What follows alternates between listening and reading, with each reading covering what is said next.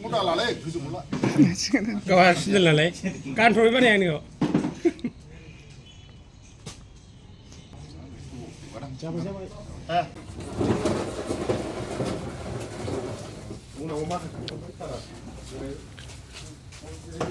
ओंखारबायनायनि मेन उद्देश्यआ जाहैबाय youth BPF नि आं मेन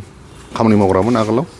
आं दा सारखौ मोजां मोननानै फैनाय जादों सिदा खोथा आंहा पार्टिनि सायाव गाज्रि मोननायबो गैया जेबो गैया मानो होनोबा राजिब सारखौ आं गोदोनिफ्राय मोजां मोनो आं बेजों खामानि मावलांबाय थानो होननानै ओंखारनाय जादों आरोखि नोंथांजों लोगोसे साबेसे इयुथफ्रा इयुथआ फैनांगौ बहुद दंबावो दा लाबोथ'वाखै आं दाथ' नै माबाल' फैदों दा गथ'फोर साब्रै साबाल'सो फैदों दा फैनांगौ बहुद दंबावो आंजों बे फैजोबगोन आरोखि बनरगाव समष्टि हिसाबै गोबां बिपिएफनि मावथि एबा दैदेनगिरिफ्रा बिजेपिजोंल' हाबबाय थानायखौ नुनो मोनदों बिपिएफ हान्जा हिसाबै माबायदि थासारियाव थाहैगोन साराथ' देरहाखानाया 100% खा बावहाय खुनु माबा गैया कुइसन मार्क गैला आरोखि ना बाहाय खुनु देरहायैनि प्रश्न फैला बाहाय बेनो देरहाखागोन 100% खा आरोखि बे इयुथआ आंनि आखायाव दंबावो आं दा माने प्रेक्टिकेल हिसाबै लाबोथ'नो हायाखै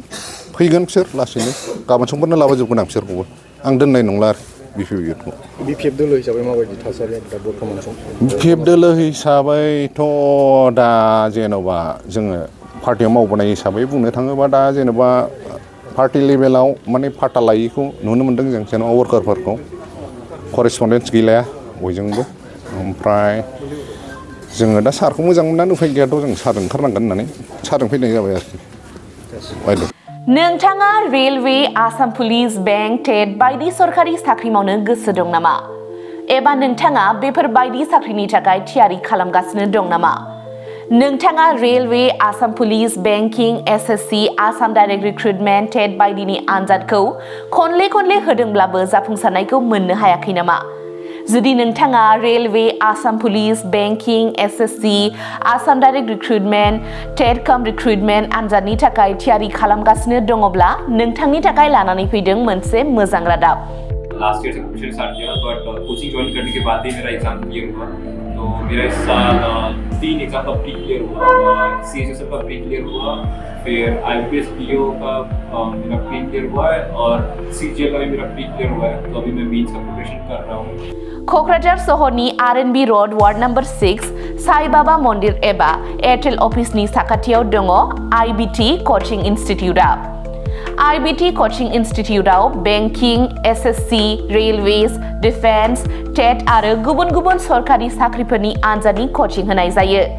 आरो बेनि मुं थिसननाया दासान्दि सोलिगासिनो दङ आं नाजाथाय मेथ्सफोराव